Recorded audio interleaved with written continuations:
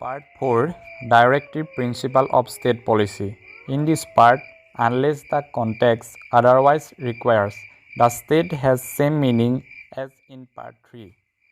The provision contained in this part shall not be enforceable by any court, but the principles therein laid down are nevertheless fundamental in the governance of the country, and it shall be the duty of the state to apply this principle in making laws. The state shall strive to promote the welfare of the people by securing and protecting as effectively as may a social order in which justice, social, economic, and political shall inform all the institutions of the national life. The state shall in particular strive to minimize the inequalities in income and endeavor কি হৈছে আপোনাৰ বাবু ও বাবু হাসুনা চাহি এটাৰ কিবা এটা হৈছে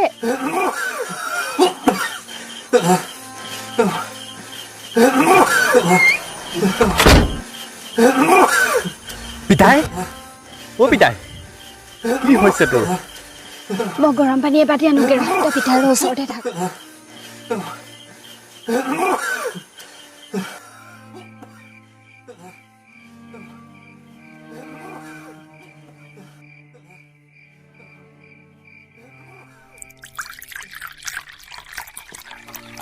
পিতাই চাওঁ উঠচোন তই উঠ ইয়াতে অলপ আৰাম কৰ পিতাই একো নহয় পিতাই একো হোৱা নাই পিতাই তই অলপ ধৈৰ্য ধৰচোন চাওঁ এয়া লওকচোন আপুনি পানী অকণমান খাই দিয়ক আপুনি চিন্তা নকৰিব ভাল হ'ব আপোনাৰ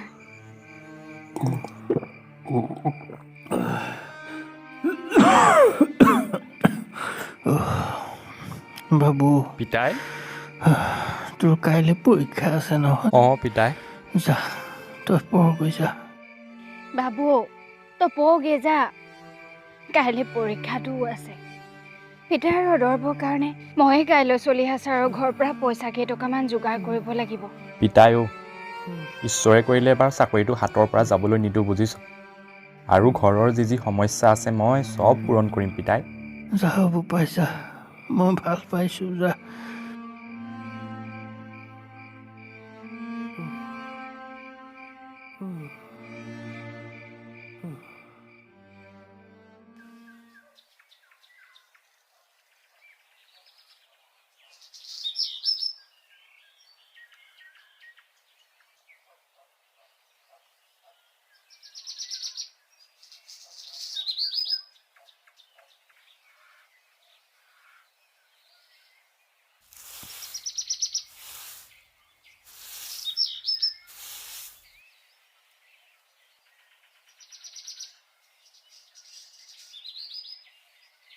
আই বোপাই মই যাওঁ বুজিছ পিতাইকো চাবি ঈশ্বৰে কৰিলে এবাৰ চাকৰিটো ল'ম বাৰু দে আশীৰ্বাদ কৰ যা বোপাই ভালকৈ দিবি পৰীক্ষা ময়ো ছাৰৰ ঘৰৰ পৰা আহোঁগৈ পিতাই দৰবৰ কাৰণে পইচা দুটকামান আনোগৈ বাৰু হ'ব দে মই আহিছোঁ হে ভগৱান ল'ৰাটোক চাবা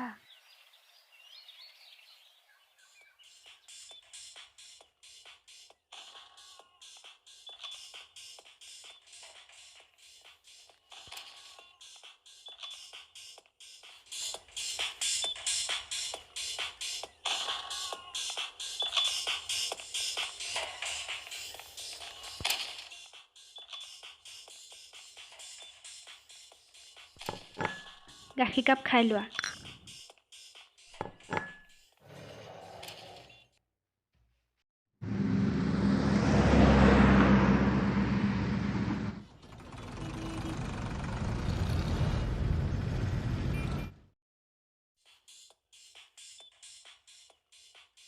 হেৰা মই বজাৰৰ পৰা আহোঁ তুমি কি কি আনিব লাগে লিষ্ট এখন বনাই দিয়া ঠিক আছে মই বনাই দিম পাপা আজি চিকেন লৈ আহিবা হা ঠিক আছে বেটা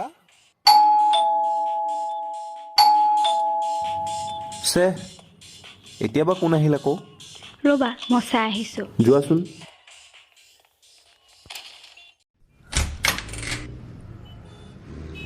অঁ মালতী দেখোন। অঁ বাইদেউ ময়ে আহিছিলোঁ। ছাৰ আছেনে বাৰু? তই বচোন অলপ, মই ছাৰক মাতি দিছোঁ।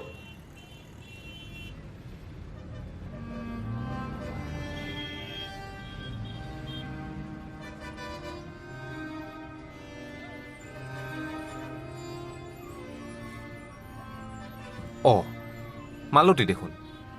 মালতী তই এইটো সময়ত ওলালিহি যে? আৰু এতিয়া বেমাৰৰ সময়। কালি শুনিছোঁ তোৰ মানুহটোৰ অসুখ।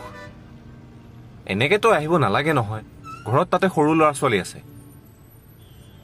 আজি আমাৰ ঘৰত তেনেকৈ কাম নাই, তই যাগে নহ'লে। ছাৰ মানুহজনৰ কালিৰ পৰা অসুখ, তেখেতৰ পাচলি বজাৰখনো চলা নাই।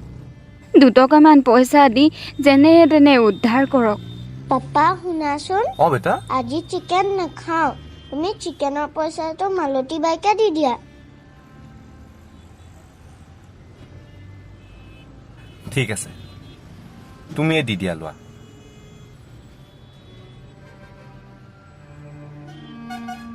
মালতী বাই লোৱা। বাবু ভগৱানে তোমাৰ মংগল কৰক।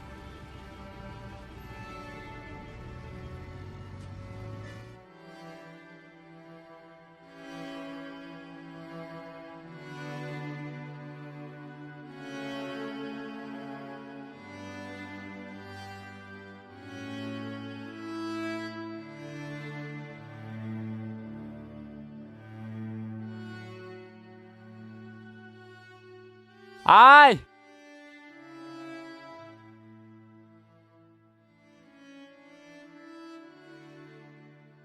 অ' বাবু আহিলি? আই এয়া কি হ'ল এনেকে মন মাৰি বহি আছ যে?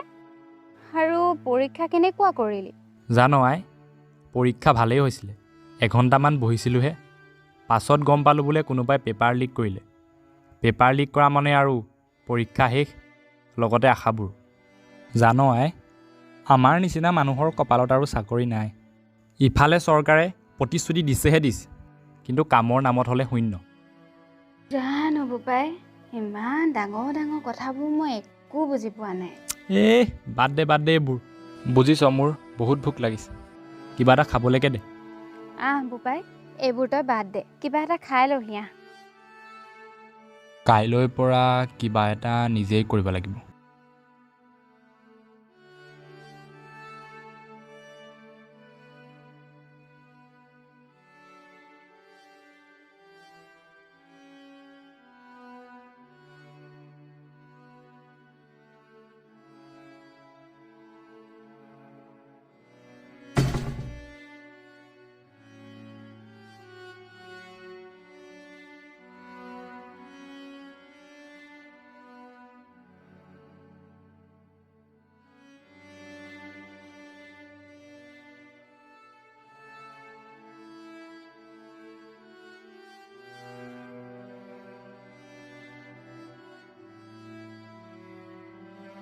বাবু, ঐ বাবু, তই ইমান ৰাতিপুৱাই ক'ত যাৱ?